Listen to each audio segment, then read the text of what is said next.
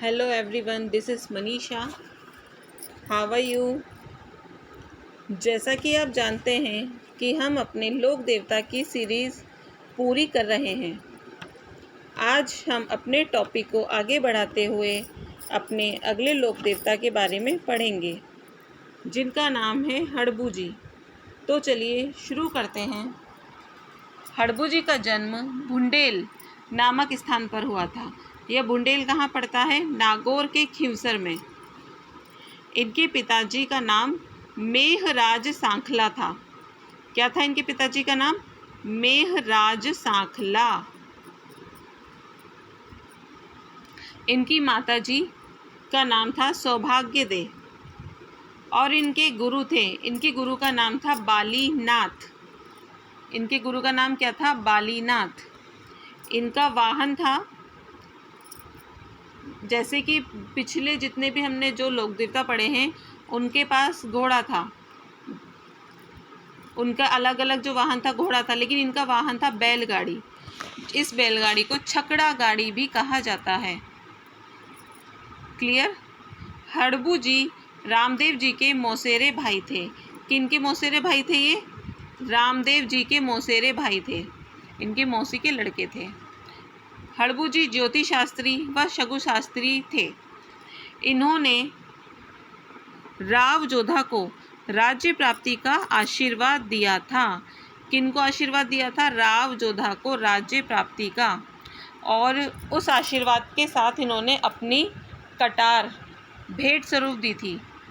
अपनी कटार भी और अपनी पगड़ी भी दी थी इन्होंने आशीर्वाद के रूप में। शासक बनने के बाद राव जोधा ने प्रसन्न होकर बेंगटी की जागीर, कहाँ की जागीर? बेंगटी।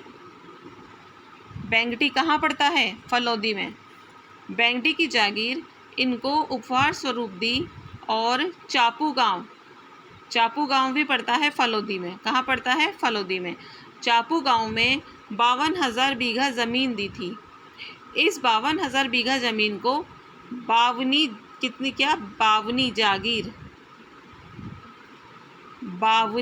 जागीर के नाम से जाना जाता है। कहाँ पर है ये? चापू गांव।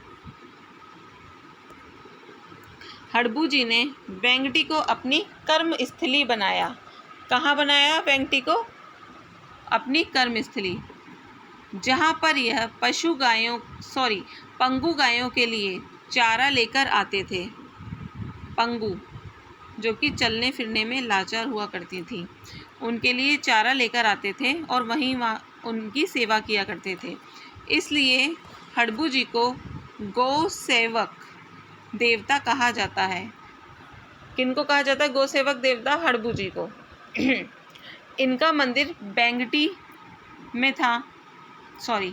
में है इनका मंदिर, फलौदी में। इस मंदिर का निर्माण 1721 में जोधपुर के शासक अजीत सिंह द्वारा करवाया गया था।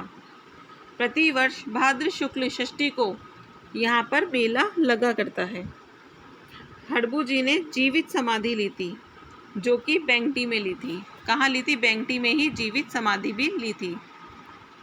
इनकी नातिन का विवाह, जिनका नाम लक्ष्मी था, राव जोधा के पुत्र राव सूझा के साथ हुआ था।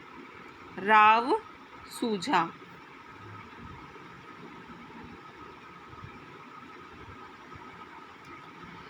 हमारा ये टॉपिक इतना ही था।